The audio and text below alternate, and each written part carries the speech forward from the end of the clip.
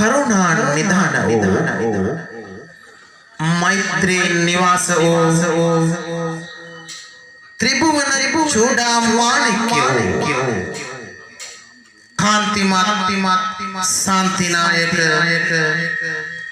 ඔබෙත් මගෙත් ලෝතුරු බුදු පියාණන් වහන්සේ එදා ජේතවනාරාම මහා වෙහෙරේ වැඩ ඉන්න කාලයේ සවැත් නුවර තෝදෙය නමින් එක්තරා බ්‍රාහ්මණයෙක් වාසය කළා. මේ තෝදෙය බමුණාට පිනතුනේ සුබ කියලා එක්තරා පුතණුවන් කෙනෙක් හිටියා. ඔහු ජීවත් වුණේ ආගමට දහමට බොහොම ලැබිව. ආන ඒ නිසාම අනිකුත් තරුණයන් අතර මේ පුතණුවන් ජනප්‍රිය වෙලා සිටියා.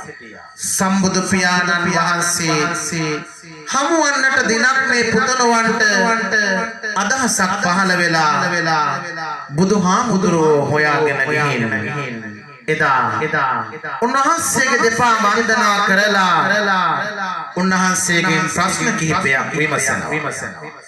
ඒක අද කාලෙට කොච්චර ගැලපෙනවද කියනවා නම් පින්වතුනි අද මේ ජන සමාජය තුළ ජීවත් වෙන සෑහෙන මිනිස්සු පිරිසකට තියෙන ප්‍රශ්නය ඒ තමයි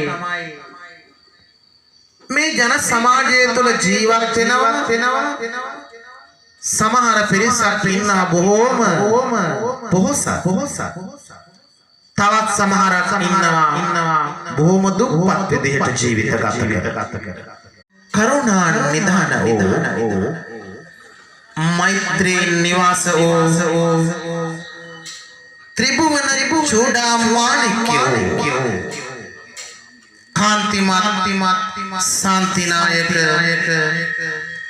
ඔබෙත් මගෙත් ලෝතුරු බුදු පියාණන් වහන්සේ එදා ජේතවනාරාම මහා වෙහෙරේ වැඩ ඉන්න කාලයේ සවැත් නුවර තෝදෙය නමින් එක්තරා බ්‍රාහ්මණයෙක් වාසය කළා. මේ තෝදෙය බමුණාට පිනතුනේ